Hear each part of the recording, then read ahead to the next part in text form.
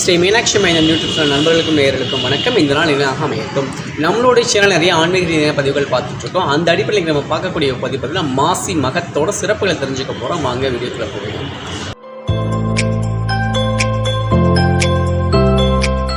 அற்புத கீர்த்தி வேண்டின், ஆனந்த வாழ்க்கை வேண்டின், நற்பொருள் குவிதல் வேண்டின், நலமெல்லாம் பெருக வேண்டின், கற்பக மூர்த்தி தெய்வ களஞ்சி திருக்கை முன் சென்று பொற்பாதம் பணிந்து பாரில் பொய்யில்லை கண்ட உண்மையின் திருச்சிற்றம்பலம் தில்லையம்பலம்.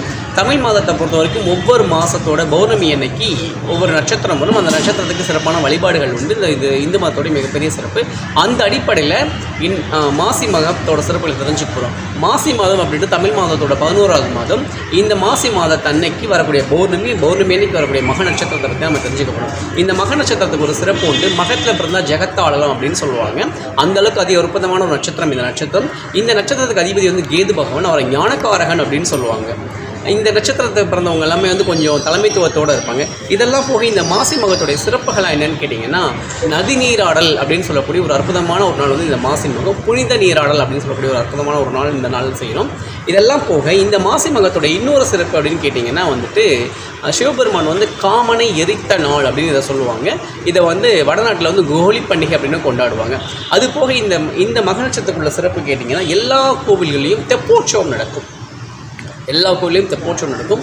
இது போக இந்த மக நட்சத்திரத்து அன்னைக்கு தான் வராக பெருமான் வந்து கோஷ்டி அமைத்து பூமாதேவி வந்து காப்பாற்றின ஒரு நாள். அதனால தான் திருக்கோஷ்டியூர் அப்படின்னு சொல்லக்கூடிய ஒரு கோவில் வந்து அங்கே தெப்பத்தில் நடந்து அங்கே வந்து தெப்பத்தில் வந்து விளக்கு விடுற திருவிழாவும் சிறப்பாக நடக்கும்.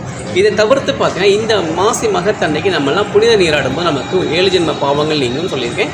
இது வந்து எப்படி அப்படின்னு கேட்டிங்கன்னா, இந்த மகத்தன்னைக்கு நவநதிகள் அப்படின்னு சொல்லக்கூடிய 9 நதிகளுமே தமிழகத்தில் இருக்கக்கூடிய கும்பகோணம் கும்பேஸ்வரர் கோயிலுடைய மகாமக குளத்தில் வந்து நீராடி அவங்களுடைய பாவங்களை வந்து போக்கிக்கிட்டாங்க.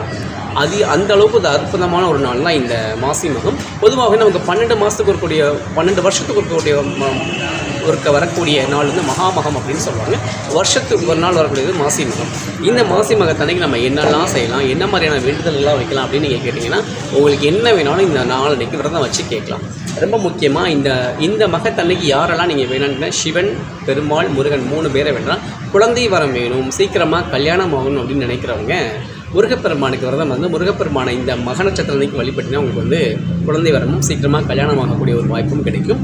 அதுபோக நமக்கு ரியல் எஸ்டேட் தொழிலில் பிரச்சனை இருக்குது, வீடு கட்டுறதுல பிரச்சனை இருக்குது, நிலம் சம்பந்தமான பிரச்சனை இருக்கிறவங்கெல்லாம் இருக்குது அப்படின்னு நினைக்கிறவங்கலாம் இந்த நாளில் வராக பெருமானை வந்து நம்ம தரிசனம் பண்ணி அவருக்கு வந்து நம்ம பூஜை பண்ணி வழிபட்டோம்னா அந்த பிரச்சனைகள் எல்லாமே நிவர்த்தி பண்ணி கொடுத்து நமக்கு அது ஒரு வெற்றியை கொடுப்பார்.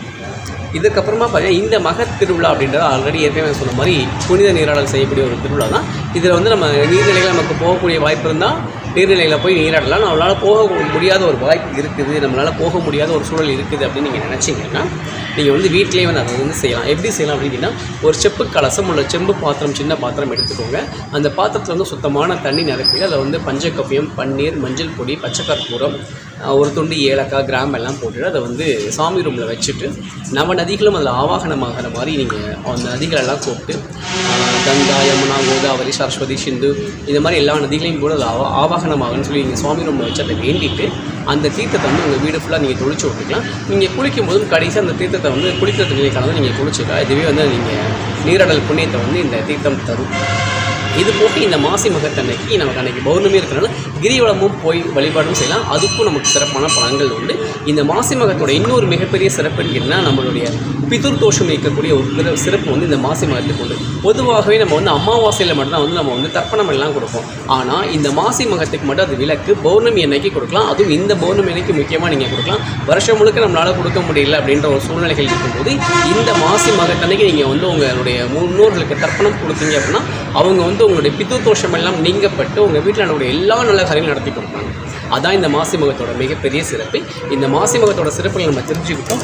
இந்த நட்சத்திரப்படி இந்த சிறப்புகளின்படி நம்ம வழிபட்டு நம்மளுடைய வாழ்க்கையில் எல்லா வளங்களும் கிடைக்கணும்னு சொல்லி சுவாமியை வேண்டிக்கலாம். ஸ்ரீ மீனாட்சி மைந்தன் யூடியூப் சேனல் சப்ஸ்கிரைப் பண்ணிக்கோங்க, லைக் பண்ணுங்கள், கமெண்ட் பண்ணுங்கள், ஷேர் பண்ணுங்கள். மறக்காமல் பக்கத்தில் பெல் ஐக்கனை கிளிக் பண்ணிக்கோங்க. அப்போ தான் நாங்கள் அடுத்தடுத்து போடக்கூடிய வீடியோஸ் உங்களுக்கு வரும். நன்றி, வணக்கம். வான்முகில் வளாது பெய்க, மலிவளம் சுரக்க மன்னன் போன்முறை அரசு செய்ய குறைவில் அதுயிர்கள் வாழ்க, நான்மறை அரங்கள் உங்கள் நட்சவம் வேள்வி மல்க, மேன்மைகள் செய்வனதி விலங்கு உலகமெல்லாம், மேன்மைகள் செய்வனதி விலங்கு உலகமெல்லாம், மேன்மைகள் செய்வனதி விலங்கு உலகமெல்லாம். திருச்சிற்றம்பலம் தில்லையம்பலம்.